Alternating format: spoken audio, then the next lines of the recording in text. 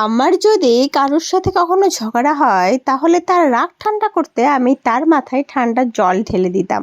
এমনটাই বলতে থাকে লাজু। কিন্তু কাকে উদ্দেশ্য করে এমন কথাটা বলল, কেনই বা বলল, পুরোটা জানতে ভিডিওতে লাইক দিয়ে চ্যানেলটা সাবস্ক্রাইব করে দেখতে থাকুন। কোণে দেখা আলো সিরিয়ালে আমরা দেখতে পাই লাজুকে অনুভবের মা অনুভবের জীবন থেকে সরে যাওয়ার কথা বললে লাজু সেখান থেকে দৌড়ে দৌড়ে চলে আসে। অনুভব যখন লাজুর সামনে লাজুকে জিজ্ঞেস করে যে তোমার সাথে সুদীপের ডিভোর্স হয়ে যাওয়ার পর আমি তোমাকে বিয়ে করতে চাই, তুমি আমাকে বিয়ে করবে তো লাজু? কিন্তু এই প্রশ্নের কোনো উত্তর দেয় না। আসলে সেখানে অনুভবের মা জেঠিমা সবাই ছিল বলে লাজু কোনো উত্তর দিতে পারেনি, শুধু সেখান থেকে জানি নে বলে বেরিয়ে চলে যায়। আর এটাতেই অনুভবের প্রচণ্ড রাগ হয়ে যায়। লাজু ফেরার সময় গাড়িতে অনুভব, লাজু আর অনুভবের দাদা ছিল। অনুভবের দাদা বুঝতে পারছিল যে অনুভব আর লাজুর মধ্যে কোনো একটা মনোমালিন্য হয়েছে, অভিমান হয়েছে, সেই জন্য কেউ কারোর সাথে কথা বলছে না। অনুভব তো রাগে লাজুর দিকে তাকাচ্ছেই না।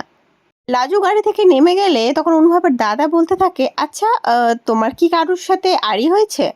তখন লাজু বলতে থাকে, আমার ক্লাস 1 থেকে আজ পর্যন্ত কখনো কারোর সাথে আড়ি হয়নি, আমি কখনো কারোর সাথে ঝগড়া করতেই পারি না।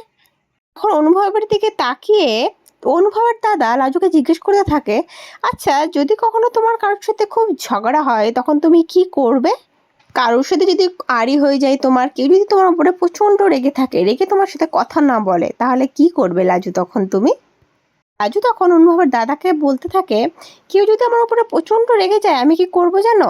আমি এক বালতি ঠান্ডা জল নিয়ে গিয়ে তার মাথায় ঢেলে দেবো, তাহলে তার রাগ ঠান্ডা হয়ে যাবে। আর এই কথাটা শুনে তো অনুভব আরও রেগে যায়। অনুভব বুঝতে পারে যে লাজু তাকেই মিন করে কথাটা বলছে। আর অনুভবের দাদা হাসি চাপতে পারে না। অনুভবের দাদা চেষ্টা করতে থাকে যে অনুভব আর লাজুর মধ্যে যে ভুল বোঝাবুঝি হয়েছে সেটা যাতে একটু কমে যায়, যাতে তারা আবার দুজনে আগের মতো স্বাভাবিক হয়ে যায়, নিজেদের মধ্যে কথাবার্তা বলে।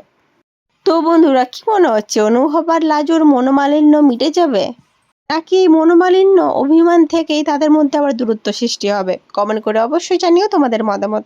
পরবর্তী আপডেট নিয়ে তাড়াতাড়ি আসছি। ধন্যবাদ।